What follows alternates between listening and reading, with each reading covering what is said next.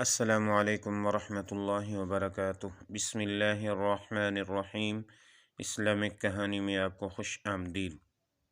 اللہ والے ایک بزرگ جو مراقبہ کے ذریعے لوگوں کے مسائل کی تشخیص اور علاج کرتے تھے، ان کے پاس ایک صاحب آئے جن کو یہ تکلیف تھی کہ 10 دن سے وہ اپنی پلکیں نہیں جھپکا پا رہے تھے، نہ سو سکتے تھے نہ رو سکتے تھے۔ تکلیف کی شدت اذیت بن گئی تھی۔ ڈاکٹروں کی سمجھ میں نہیں آ رہا تھا کہ کیا مسئلہ ہے۔ سب ہاتھ کھڑے کر چکے تھے، اس لیے وہ ان بزرگ کے پاس حاضر ہوئے تھے اپنے مسئلے کے حل کے لیے اور دعا کروانے کے لیے۔ بزرگ نے مراقبہ کیا مگر ہر طرف اندھیرا ہی اندھیرا نظر آیا۔ کافی کوشش کے بعد بھی کچھ سامنے نہ آیا تو مریض کو اگلے دن آنے کا کہا اور اس کا نام اور مسئلہ اپنے پاس لکھ لیا۔ عصر کے بعد پھر ان صاحب کے مسئلے پر بذریعہ مراقبہ غور کیا، لیکن سوائے دھندلے اور ناممکن تصویری خاکوں کے کچھ سمجھ نہ آیا۔ ایسا کم ہی ہوتا ہے کہ کسی کے متعلق کوئی رہنمائی نہ ملے، ضرور کوئی خاص بات تھی۔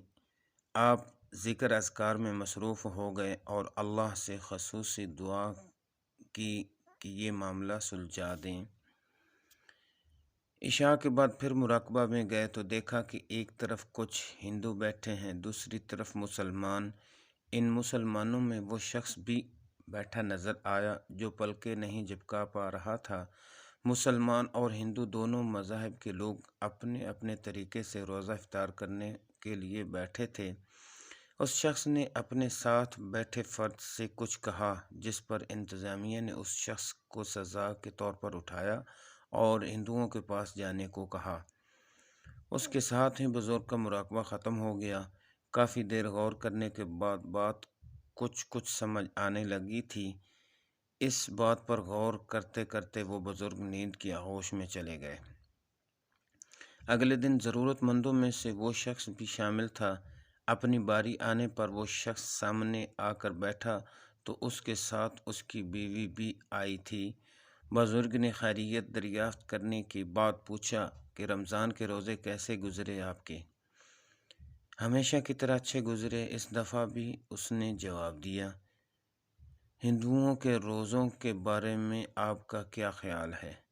میں کچھ سمجھا نہیں۔ اس نے حیرانی کا اظہار کیا، لیکن اس کی بیوی کی آنکھیں کسی خیال سے روشن ہو گئیں۔ شاید اسے بات کچھ سمجھ آ رہی تھی۔ وہ گویا ہوئی۔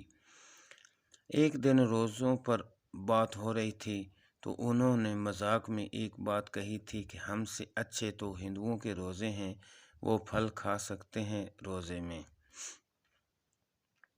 بزرگ نے اس شخص کی طرف دیکھا تو اس کا سر جھکا ہوا تھا۔ اسے اپنی غلطی کا احساس ہو گیا تھا۔ غلطی کا خیال آتے ہی اس کی آنکھوں سے آنسو جاری ہو گئے اور وہ اپنے رب سے گڑ گڑا کر معافی مانگنے لگا۔ کچھ دیر بعد اسے احساس ہوا کہ اب وہ اپنی پلکیں بھی جھپکا رہا ہے۔ بزرگ گویا ہوئے، دیکھو بیٹا، اکثر ہماری پکڑ ہماری زبان کی وجہ سے ہو جاتی ہے۔ مذاق میں کی گئی باتیں کب اللہ کی ناراضگی کا سبب بن جائیں ہم نہیں جانتے۔ ہماری ایسی ہی بے تکلفی میں کی گئی باتیں ہماری پکڑ کی وجہ بن جاتی ہیں۔ یہ پکڑ کسی کی جسمانی تکلیف کی صورت میں سامنے آتی ہیں اور کسی کے لیے ذہنی تکلیف کی صورت میں، اور کسی کو دلی سکون حاصل نہیں تو کسی کی راتوں کی نیند غائب ہو جاتی ہے۔ کسی کے رزق میں برکت ختم ہو جاتی ہے تو کسی کے رشتوں میں اختلافات آ جاتے ہیں۔ اسلام کی ایک ایک بات اللہ کی مصلحت اور معرفت سے لبریز ہے، اور اللہ کا بتایا ہوا ہر اصول اور حکم کائنات کا بہترین عمل اور اصول ہے۔ ہم مذاق میں یا بے دھیانی میں کچھ کہہ کر اللہ کے بنائے ہوئے اس اصول کی بے ادبی اور گستاخی کے مرتکب ہو جاتے ہیں۔ جیسے کسی کے لیے فجر کے لیے اٹھنا مشکل ہے تو کسی سوچے سمجھے بغیر کہہ دیا کہ یہ فجر کی نماز ضروری تھی، کیا استغفر اللہ، نعوذ باللہ۔ किसी लड़की ने कह दिया कि जो भी हो जाए मैं किसी दाढ़ी वाले से शादी नहीं करूँगी।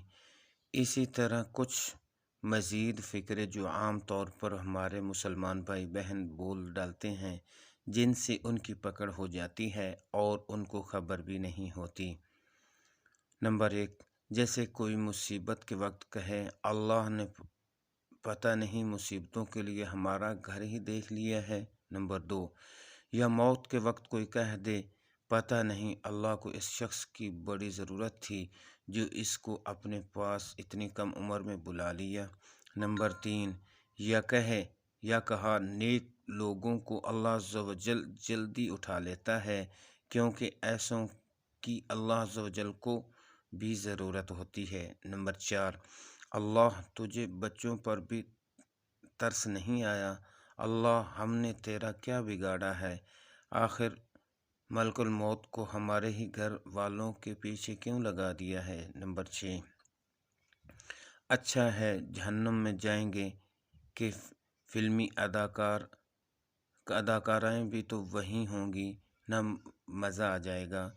नंबर 7, अक्सर लोग फेसबुक पर इस तरह के लताइफ लिख डालते हैं, ये भी कुफ्र है, जैसे अगर तुम लोग जन्नत में चले भी गए तो सिगरेट जलाने के लिए तो हमारे पास ही यानी दोज़ख में आना पड़ेगा। नंबर 8, आओ ज़ोहर की नमाज़ पढ़ें। दूसरों ने मजाक में जवाब दिया, यार आज तो छुट्टी का दिन है, नमाज की भी छुट्टी है। नंबर 9, किसी ने मजाक में कहा, बस जी चाहता है यहूदी या ईसाई या कादियानी बन जाऊं, वीज़ा तो जल्दी मिल जाता है ना।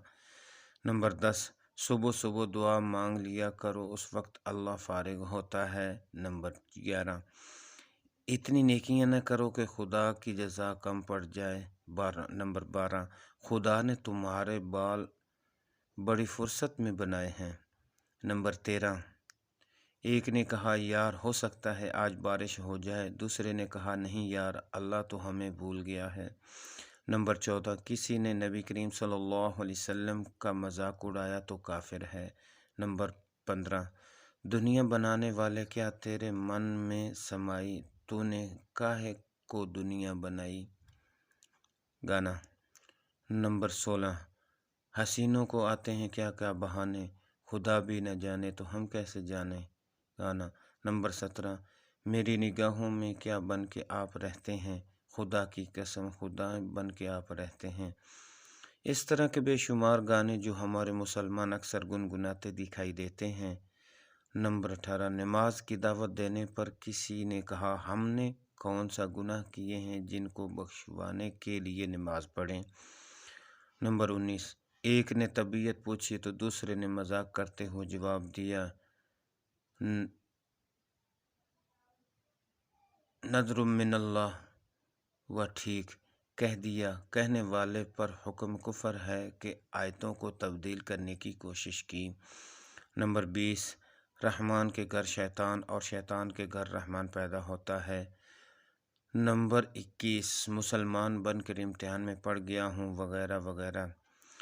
हजूर अकरम सल्लल्लाहु अलैहि वसल्लम का इरशाद पाक है, अल्लाह पाक हमें ज़बान की हिफाजत और उसकी सही इस्तेमाल की तौफीक अता फरमाए।